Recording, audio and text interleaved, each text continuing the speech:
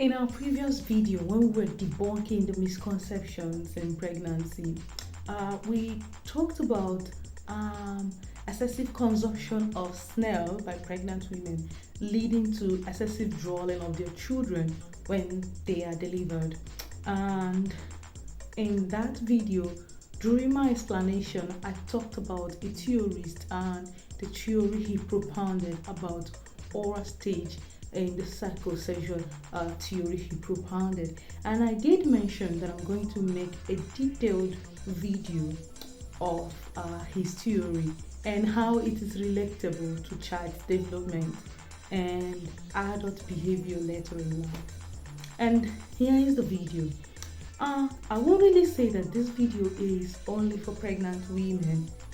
Everybody can watch this video, and I think it's a record sheet so that you take a look at everything that is going on right now in your life and be able to relate it to your childhood.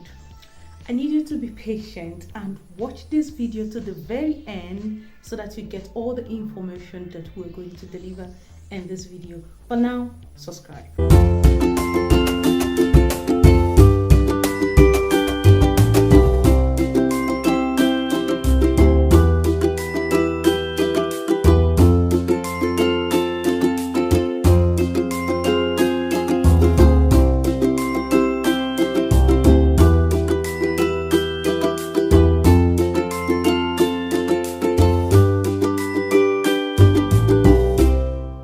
This psychosexual theory was propounded by Sigmund Freud. According to him, he felt that human beings derive sexual gratification from various places at different points in their life. And these sexual energies that he called libido is channeled to various zones, which he called the erogenous zones. And he grouped this into 5 stages of human development. And at the first stage is what he called the oral stage, which was what I was explaining in the previous video. Now in this oral stage, he was saying that human beings derive gratification from everything that is happening within their mouth. So the taste, the suckle, all these things give them sexual gratification. Because the erogenous zone of this baby's 0 to 1 year of life is their mouth, they tend to become dependent and trust completely on whoever that is going to give them this gratification they derive from their mouth, which is their caregivers, their mom who is breastfeeding or their nanny who is feeding with a feeder. So babies give their whole trust to whoever that is making provision for all of this and giving them that gratification that they want, which is their mouth. And here, that was what I was explaining, that babies tend to draw whenever they have a sight of food or smell of food or think about food, or you offer them anything that they are supposed to put in their mouth, they are going to draw. And that is how it is also for elderly people. The only difference is in the control of how you salivate. Babies do not have control over it because they can't, but adults can. I can control salivating. So it has nothing to do with consumption of anything of any sort. According to him, the primary conflict is in weaning process. You have to wean your baby in a proper way, and if weaning does not happen as it should, it's going to cause problem for the baby later in life. Now, in the weaning process, which is usually the primary conflict, you have to train the baby on how to become independent, and this will also establish trust still on you who has been providing sexual gratification to your baby via mouth. The baby will not lose trust in you. That is if you do your weaning very well. Now I'm going to make a separate video for weaning process and effect of poor weaning in a separate video. According to the theorist, if the baby is not properly breastfed, or the baby did not get proper gratification from his or her mouth, the baby tends to have what he called oral fixation. You see this in adults who bite their nails, who suckle on their thumbs, who smoke cigarettes, who drinks a lot, who has bad eating habits because they were orally fixated while they were much younger. So you see why you should wean your baby in a very good way, and why you should breastfeed or provide this sexual gratification for your baby. And that's his first stage. Now, if you do it very well, you are going to achieve a baby that is going to be independent in his or her life. A baby that will have trust and can be trustworthy. However, if the stage and its plan is not met, you get a baby who will turn into an adult that is dependent, still dependent in others for help, who cannot be trustworthy and who has trust issues themselves. Babies that are going to become aggressive adults, adults that have sense of entitlement, adults that are going to be insatiable, and adults that are capable of having addiction. And this is all because this primary stage of the baby's life was not properly met. Now, in his second stage, he called it the anal stage. In this stage is usually from 1 year of life to about 3 years. So if you have a 1 year to 3 years toddler and you notice all these things, this is what this theorist is trying to explain. They derive their sexual gratification from their bowel and their bladder. Now you have a baby that poos everywhere, urinates everywhere. I once had a catechism class in the church, and someone came with a little brother, and he brought out his penis and started urinating on the chair, and he found it very funny. And while I spoke to the mother, she said that's how he behaves at home. I didn't really get it until I went into nursing school and I came across this theory and what it's talking about, and I was able to relate to what actually happened then. In this stage, the primary conflict is in bladder and bowel training. Parents are supposed to train their children on a proper way to control their bodily needs. And this you can do through praises. If they do well, you praise them and offer them gifts. According to the theorist, the good effect of proper bowel and bladder training is you get an adult that is very neat, an adult that is independent, an adult that has self-control, good self-control. And according to the theorist again, the bad aspect is he subjected it into two parts. The anal expulsive personality. In this personality, if parents were lenient about teaching their children on proper bowel and bladder control, they tend to grow into adults that are so messy, adults that lack self-control, adults that are disorganized, adults that are dirty, and adults that are wasteful. Anything you give to them, they waste it, because everything is supposed to be wasted. There's no control, there's no self-control whatsoever. And in the second part, the people he called it anal retentive personality. When parents were so strict with coaching their children on bladder and bowel control, maybe flogging them or shouting at them when they didn't get it right, and were so strict with them, tend to get an adult that is very rigid, an adult that is obsessive. Now that is to say that once you wash their clothes, for instance, they don't accept that it's clean or it's neat. They think they do it better. They want to wash it themselves. There's nothing you do for them that is ever good. That's the type of adult you get out of these people that he grouped into anal retentive personality. So you don't have to be strict. If not, you give birth to you have an adult that is going to be rigid, stringent, obsessive later in life. And that is not going to be fair for the people the adult is going to meet in his or her life. And if you were lenient, which are the people who are classified under anal explosive personality, you tend to get an adult that is so messy, an adult that is so wasteful, an adult that has no self-control whatsoever, an adult that is dirty. So you have to praise your kids when they're getting it right and correct with love. Being strict on your child doesn't mean that you're getting your training that you want. That is so unfair. In his third stage, which he called the Phallic stage, is about 3 years of their life to about 6 years of their life. Here, the erogenous zone is their genitals.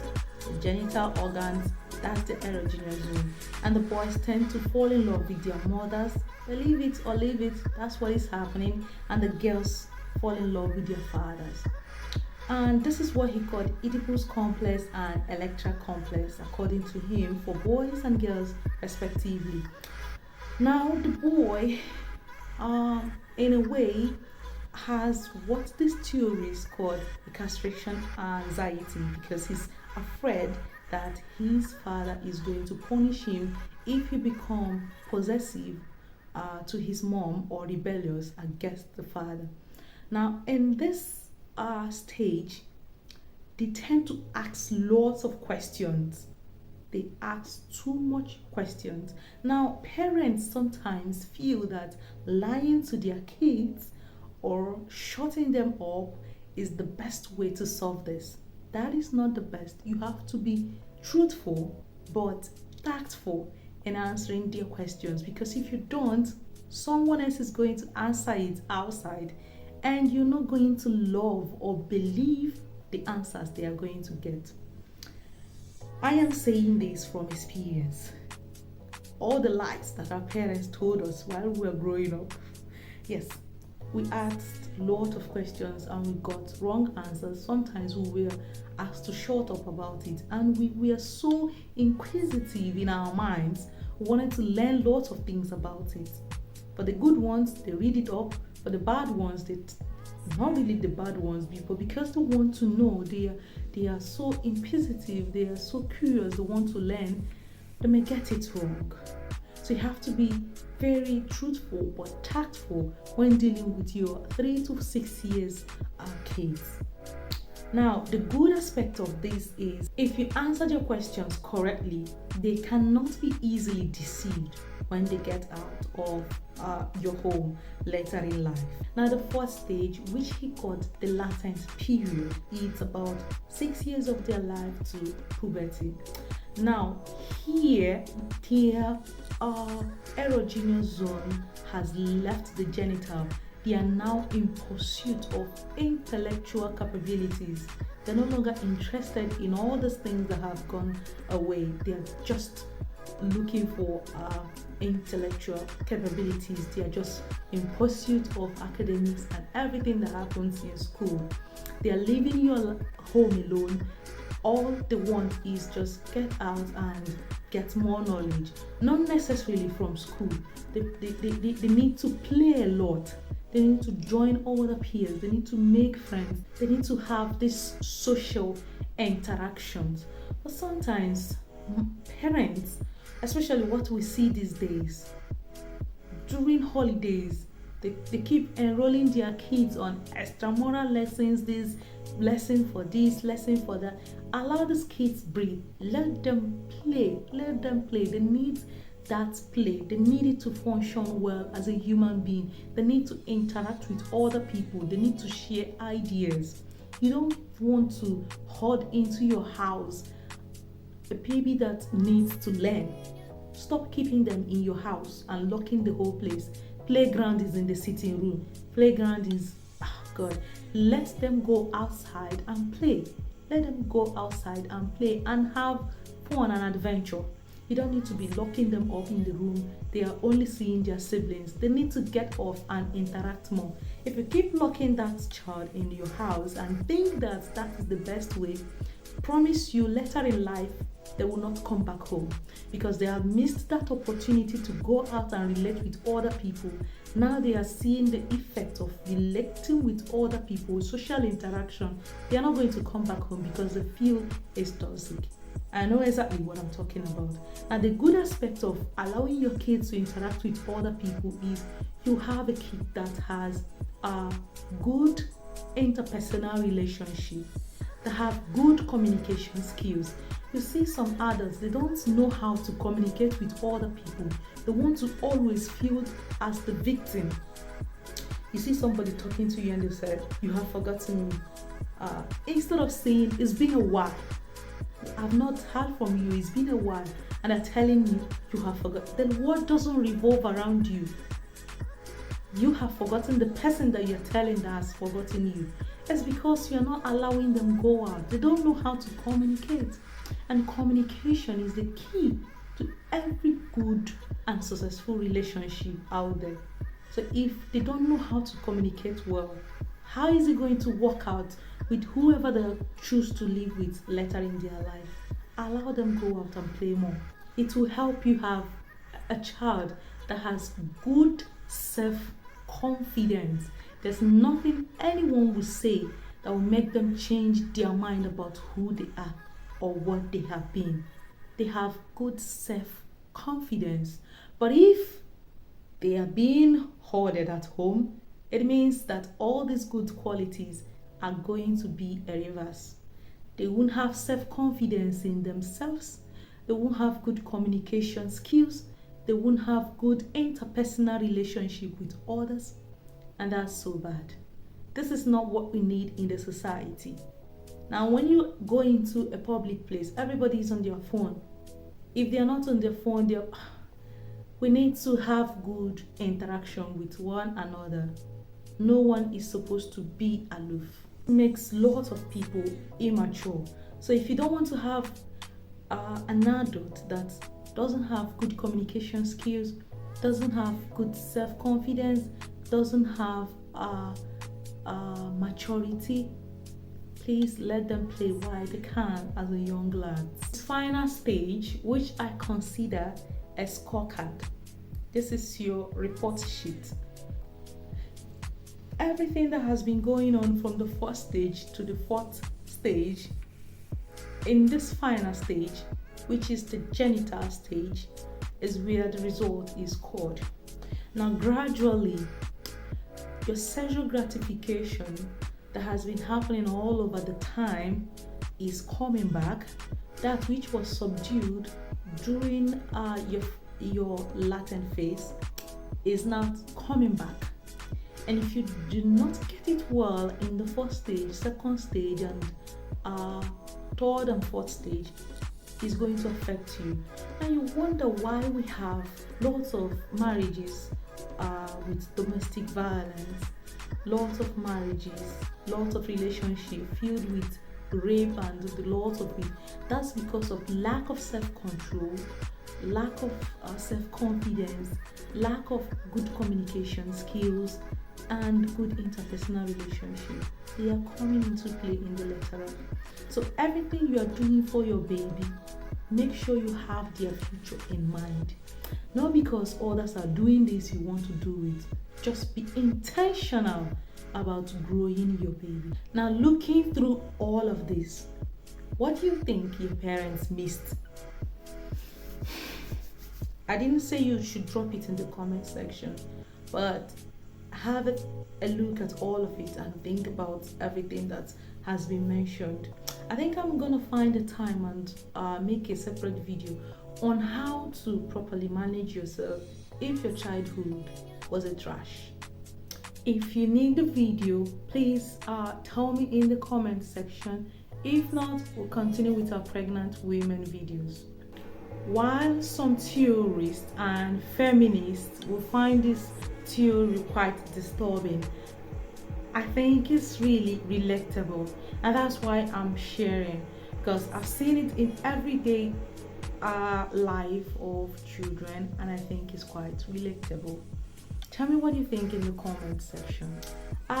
This is it for this video. I hope you enjoyed it. If you have anything to add, the comment section is always free for you. If you love what you just watched, please give me a thumbs up. Do not forget to share so that others can get this. And it's not really only for pregnant women. Anybody can watch this and give a score record for him or herself. And I'll see you in the next video. For now, stay with my love. Bye.